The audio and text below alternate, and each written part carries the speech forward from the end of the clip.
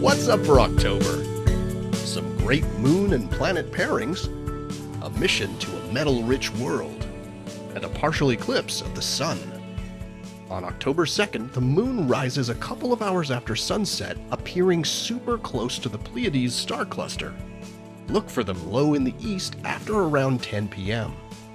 They travel across the sky together that night, leaving another opportunity to see them the following morning.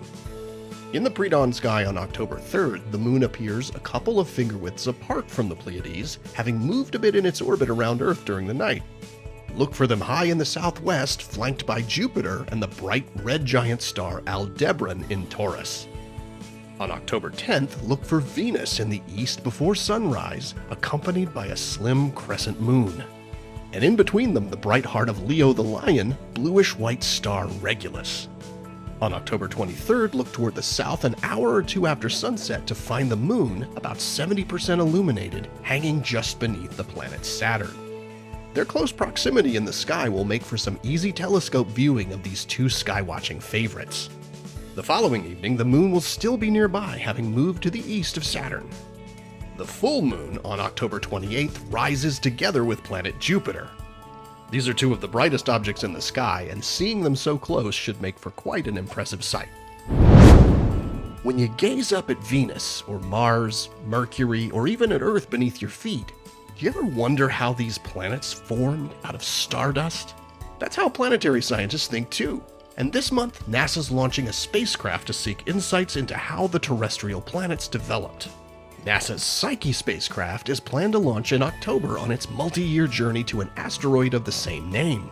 It's the first mission to a metal-rich asteroid, which could be part of the interior of a planetesimal, a building block of a rocky planet. Asteroid Psyche could also turn out to be a different kind of iron-rich object that's not been seen before. Whatever its story turns out to be, it's hoped the mission might show us how Earth's core and the cores of other terrestrial planets came to be.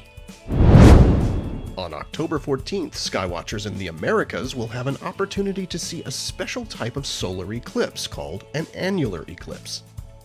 Along a path about 125 miles wide, the sun will appear as a narrow ring of light, which is often called a ring of fire.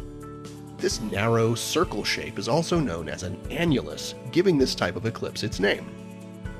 Solar eclipses happen when the moon comes between Earth and the sun and covers at least part of the sun in the sky. When the moon covers the sun completely, we get to observe a total eclipse. But sometimes the moon is a bit farther away in its orbit when an eclipse happens, making it look a little smaller in the sky and just a bit too small to completely cover the sun. When that happens, it enables us to see an annular eclipse. The path of this partial eclipse sweeps across the Americas, beginning in southern Canada and crossing the western US before moving across Central and South America. Outside the annular eclipse path, those within the viewing zone will still see a partial eclipse. The maximum amount of the sun that will be covered by the moon depends on your location. Now, eclipse fans won't have to wait long for more excitement. Next April, a total solar eclipse will sweep across the US. Check out NASA's eclipse resources online for info about both eclipses, where they'll be visible, and tips for safe viewing. Here are the phases of the moon for October. Stay up to date with all of NASA's missions to explore the solar system and beyond at nasa.gov. I'm Preston Dykes from NASA's Jet Propulsion Laboratory, and that's what's up for this month.